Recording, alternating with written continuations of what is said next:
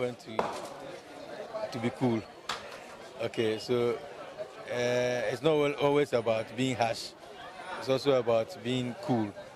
But when it comes that you face the person with harsh, we also have to face you.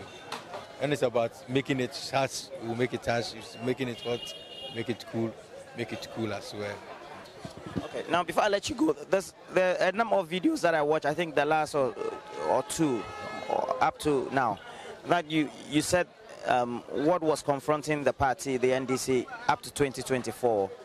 So there are a number of videos in which you say that there has to be use of force. What do you mean by that? And is that going to make your position and how you intend playing that role acrimonious, or just using an eye for an eye kind of tactics? Well, I believe in a simple strategy.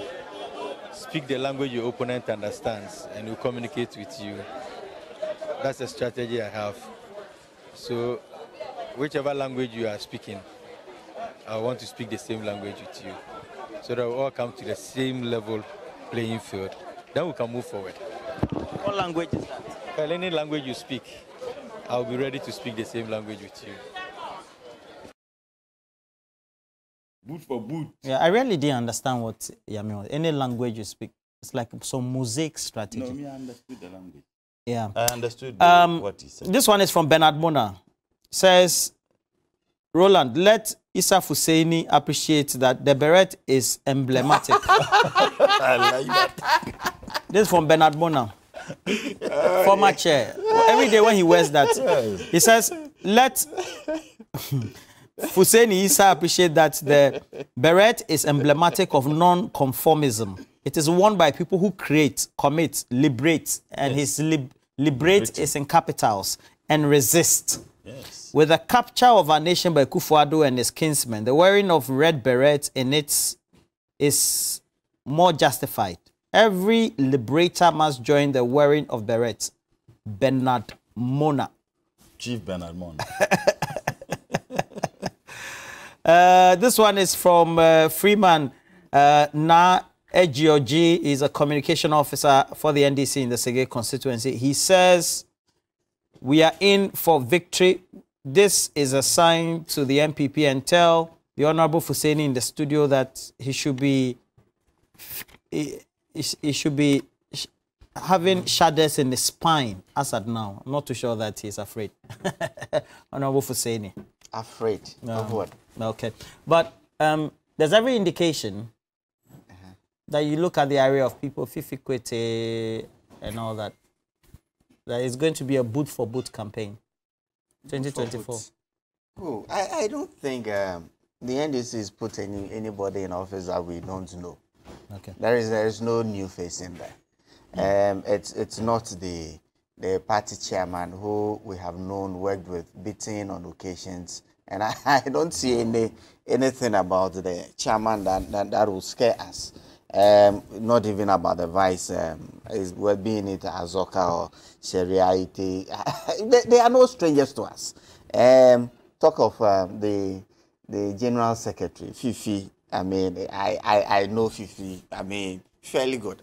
I mean, I had the privilege of working with him whilst we were in Parliament on the Finance Committee. I know him fairly well. I don't think there's anything, but we have known him. You're saying there's nothing new under the sun? There's nothing. Sure? I mean, he has learned. He has learned and improved from his days when he was given false propaganda on the vote of the Bank of Ghana and all of that. He has moved, and I hope that in his new office he will not be backtracking into his elements where, I mean, you know what happened to him. I'm not sure he will be happy going back to the vetting committee or any other committee for that matter to having to swallow back his words. I want to also comment on the presentation by your bureau chief in the Ashanti region. It's true.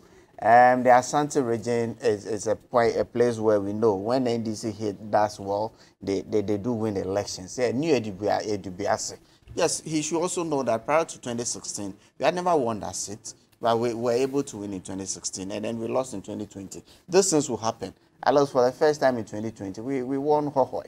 And so, I mean, in our political... There are a lot of dynamics. The dynamics will be happening. Today, if you look at the old northern region, as it was, today, it's about 7-7 with the NDC. Hitherto, we had only 9-9, like the old northern region as it was.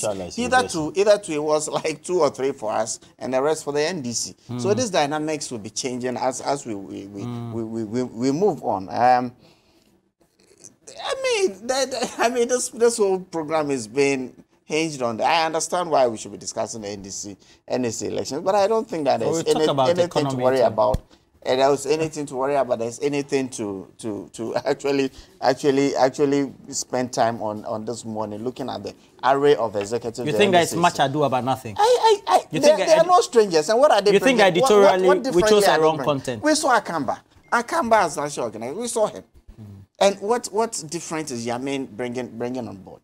They are the same ilk. So I don't think there's anything. Okay. Mutala was commenting on the economy. I'm sure that they are very worried that today the macroeconomic stability that we had been talking about is coming back.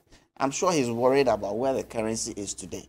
I'm sure he knows that in the coming months, yes, it's true, inflation is in unacceptable territory now. But there's every indication that once the currency is stabilizing, everything will fall in place. Fuel prices are coming down.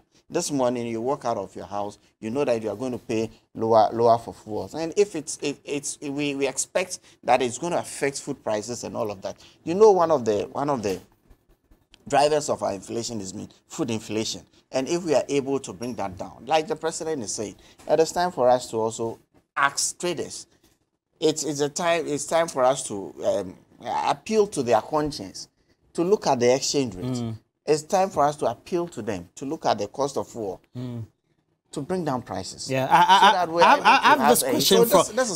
have this question from Jerry Amedro. He's a secretary of the NDC in North Tong, and he says, I shall ask you, ask Honorable Hussaini, if we have a dollar rate that is low at the time of being purchased by forex bureaus, but is sold at a rate of 14 Ghana cedis. Is that real? Roland, the reality is that at a time when we were experiencing that sort of instability in the currency rates, people had forward rates because they were looking at rates at which, I mean, people projected that by Christmas we were going to go to about 20 cedis to the dollar.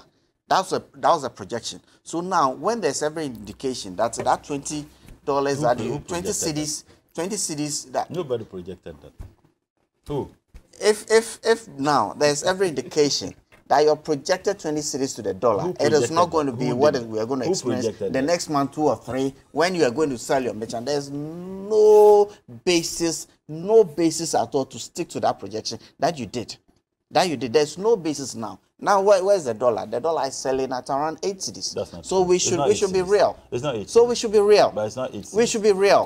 All the projections that people had made prior to this, the city recovering, I mean, all those projections should be thrown out. And let's face the reality. Let's revise our projections. Let's revise prices. Let people be able to afford this so that we can. All right. And that is what the NDC is. It's more worried about. It is not about the 7:30 that we're beginning. It is not about. Please, Rabbi, only 2 minutes. Unfortunately. We are not worried about the fact that the city is doing well now. We were asking you to take the necessary steps. If you had done that, we wouldn't have been where you took us to. Everybody, I'm not an economist and I don't have finance background. He has. Even if you take a level 100 finance student or economic student will tell you that the reason why the dollar is coming down is because import is coming down. And that's a fact. Let me finish. Again is a false. Can I finish? Import is coming down. I said government's own statistics, government's own information. This is a Christmas season. Can I finish? Government's own information. Import is coming down. Consumption is reducing. Government's own information. Now, and the reason why import is coming down, people, assuming you went to buy this bottled water, let's say in China or in Togo or anywhere, $1,000.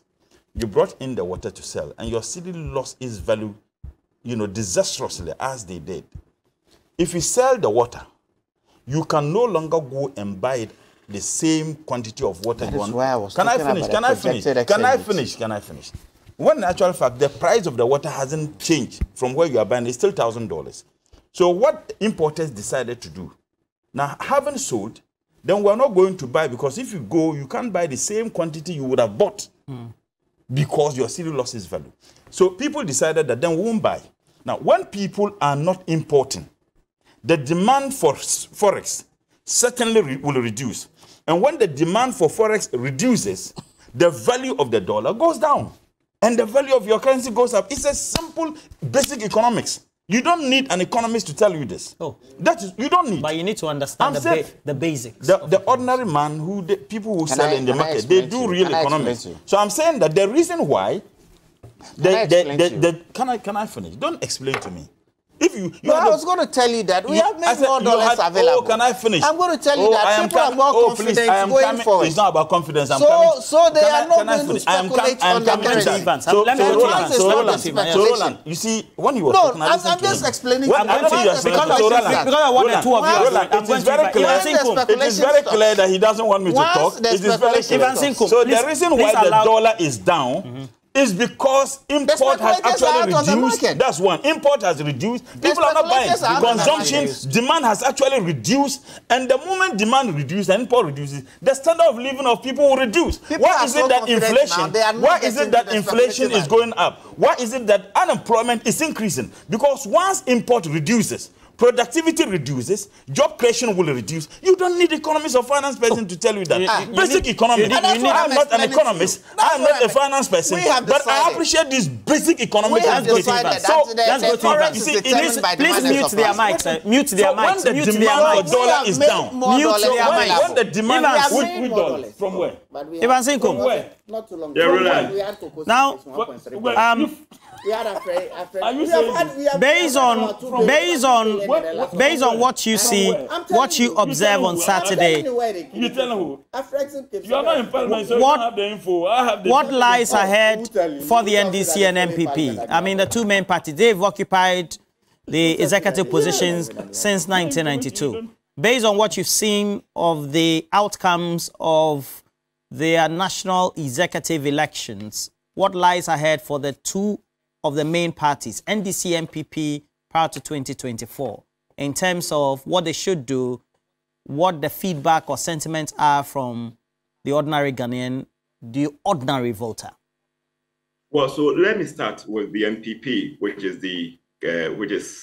is in administration at the moment, or in government at the moment. So they will have to do everything possible to ensure that they regain that confidence that a good number of the electorate repose in them in 2016. Of course, you cannot change the fact that in 2020, that confidence diminished. And that was the first time in our political history since 1992 that a political party, after one term, is losing hugely. It tells you that people really lost confidence and they will have to regain that. Unfortunately, the micro economies are actually not doing well. Of course, you can also not, move away from the fact that there are other external forces also influencing what we are saying today. But I believe that they still have the men within. Okay, so the president will only have to reshuffle. It is something that everybody in the Ashanti region, almost everybody in the Ashanti region is calling for. Reshuffle, because there are other men who can do the job for you to change the face of the economy. Because in the Ashanti region, about 80% of the economic structure is an informal one. And if the government will have very difficulty in employing in 2023, then the private sector should be able to, fill the gap. But they are also complaining about the policy rate, which of course has invariably affected lending rate. Now they go to the bank, they are not even getting loans to expand their businesses and all of that. The dollar is performing, city is performing well, so we just hope that it will continue. So there's a lot of policy that they will have to bring on board so that the private sector can grow and employ. Now that IMF conditionality is also making sure that the public sector cannot employ. For the NDC, they just don't have to be complacent. and the people that they have actually elected into the helms of affairs. I'm talking about Johnson Esiedun Ketia. We all know him. He's somebody who is politically matured and politically exposed, and is somebody who can really, really influence, elections, not in negative way, but I'm talking about canvassing for votes, eliciting more votes to the advantage. Is somebody who can do that, because a grassroots person, right from his days as a kid, one of the few persons who was actually, or who were actually nurtured by the late Flight Lieutenant Jerry John Rawlings, the first president of the Fourth Republic. He has charisma, and he's able to drive, the electorate. So it tells you that MPP will really have a hurdle to deal with as far as Esiedun Ketia is concerned. Then Joseph Yamin, I've said that if you underrate Joseph Yamin as a politician, then you are doing so at your own risk. Go to his Facebook page or his social media handle, and you will, attest to the fact that since 2020, he has been campaigning. He's always on the ground. I wouldn't be surprised if now that I'm talking to you, he's even in one of those hinterlands campaigning. So if you would want to be complacent and also underrate Joseph Yamin as the national organizer of the party, for me, I think he's the best person for the job. Then you are not following the Ghanaian politics, and you are just tackling yourself. So you don't want to take chances. So for the MPP, those who are real, I think they know that the current crop of executive that the NDC has, there are people who can change the narrative at any given time. And now they have an advantage because, well, they have 6 million votes somewhere. They just need a little over 1,000 or maybe 10,000, and they are good to go. So it is something that the MPP wouldn't want to take for granted. But look, what majority of the people in the Ashanti region are saying, that the president will have to reshuffle and then bring on board fresh brains who will be able to change the economic outlook. Thank you. Chief Burial for the Ashanti region, for Media General. He was in Accra leading the charge as well at the Accra Sports Stadium as the NDC held their 10th National Delegates Congress to elect the last batch of leaders after they had elected youth and women leaders back in Cape Coast a week before. And I've had in the studio. Fantastic analysis too. Yeah, based on his observation. Please, let's leave it at that. It is not scientific.